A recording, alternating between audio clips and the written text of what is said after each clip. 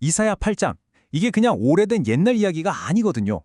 한 나라의 운명이 그야말로 바람 앞에 등불 같았을 때 내려야만 했던 아주 중대한 선택에 관한 이야기입니다. 오늘 그 선택이 도대체 어떤 의미였는지 같이 한번 파헤쳐 보겠습니다. 상황이 이렇습니다. 유다 왕국이 지금 말 그대로 벼랑 끝에 물린 거예요. 북쪽에 있던 시리아랑 이스라엘이 손을 잡고 연합군을 만들어서 바로 코앞까지 쳐들어온 거죠. 나라 전체가 그야말로 공포에 떨고 있었습니다. 근데 여기서 진짜 신기한 게 뭐냐면요. 이 어마어마한 위기에 대한 신의 해법이 무슨 대단한 군대나 기발한 전략이 아니었다는 거예요. 바로 갓 태어난 아기 이름 하나였습니다. 아니, 아기 이름이 어떻게 나라를 구한다는 걸까요? 오늘 우리가 파헤쳐볼 이야기가 바로 이겁니다. 자, 그럼 먼저 이 왕국이 얼마나 심각한 위기였는지부터 한번 들여다볼게요. 당시 유다는 시리아와 북이스라엘 연합군의 침공 위협 때문에 정말 나라의 생존 자체가 불투명한 그런 순간을 맞고 있었습니다. 당시 유다 사람들 정말 패닉 상태였던 거죠. 왕부터 백성까지 전부요. 보이지 않는 신의 약속, 그거 믿기보다는 당장 눈앞에 보이는 저 거대한 초강대국, 아수르의 힘을 빌리고 싶다는 유혹에 빠진 겁니다. 솔직히 인간적으로 보면 이게 더 합리적이라고 생각했을 수도 있죠. 자, 이런 절체절명의 위기 상황에서 신은 그럼 뭐라고 했을까요? 놀랍게도 그 해답이 한 아이의 이름이라는 아주 예언적인 징표로 나타났습니다. 신이 이사야 선지자한테 명령을 해요. 엄청나게 큰 두루마리를 펼쳐서 모든 사람이 다 볼 수 있게 어떤 이름을 쓰라고요? 도대체 무슨 이름이었길래 이렇게까지 했을까요? 그리고 그 이름에 담긴 뜻은 또 뭘까요? 바로 마헬살랄하스 바스입니다. 와, 이름 한번 진짜 어렵죠? 근데 그 뜻은 정말 무서울 정도로 명확해요. 노략물이 곧 닥친다. 약탈이 임박했다. 이건 유다를 위협하던 적들에게 보내는 신의 아주 강력한 약속이자 경고였던 겁니다. 심지어 이 예언에는요, 아주 구체적인 데드라인까지 있었어요. 방금 태어난 그 아이, 마헬살랄 하스바스가 아빠, 엄마 하고 옹알이 하기도 전에 바로 그 짧은 시간 안에 유다의 적들이 망할 거라는 약속이었죠. 와, 그러니까 이 아이가 자라는 하루하루가 적들의 멸망 카운트다운이었던 셈이에요. 자, 이 예언은 유다 백성들 앞에 두 갈래 길을 제시합니다. 바로 두 개의 강이라는 비유를 통해서 말이죠. 이제 그 운명의 선택지로 한번 가보겠습니다.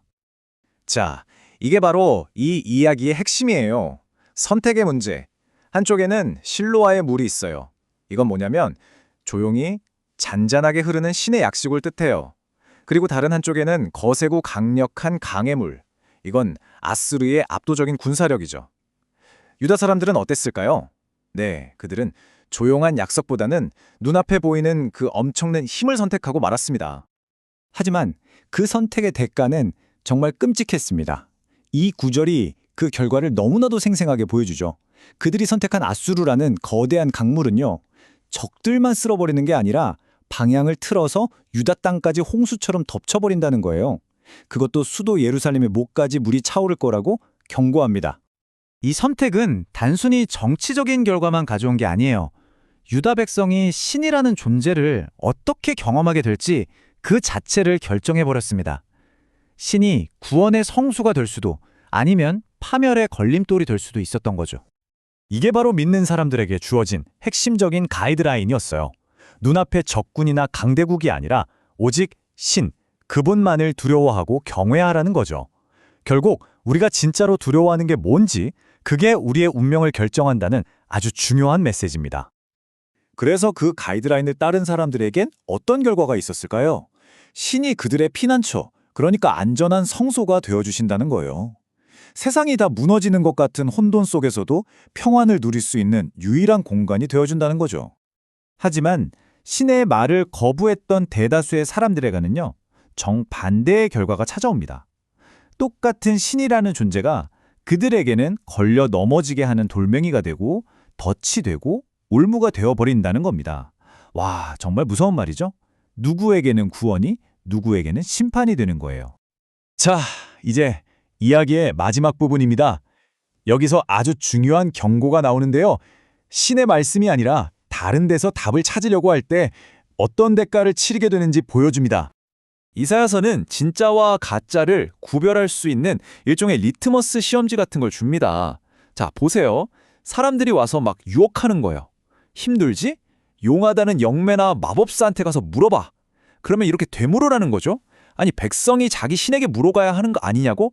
그리고 그들이 하는 말이 신의 율법과 증거의 말씀에 맞는지 아닌지 딱 대조해보라는 거예요. 만약 그 기준에서 벗어난다? 그럼 그 안에는 진리의 빛이 단 하나도 없다는 뜻입니다.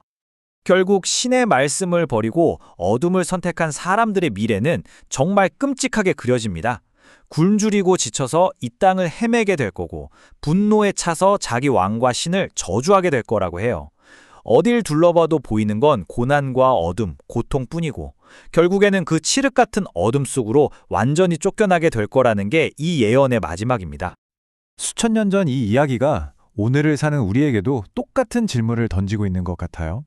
여러분은 인생의 큰 위기 앞에서 무엇을 증거의 말씀으로 삼고 계신가요?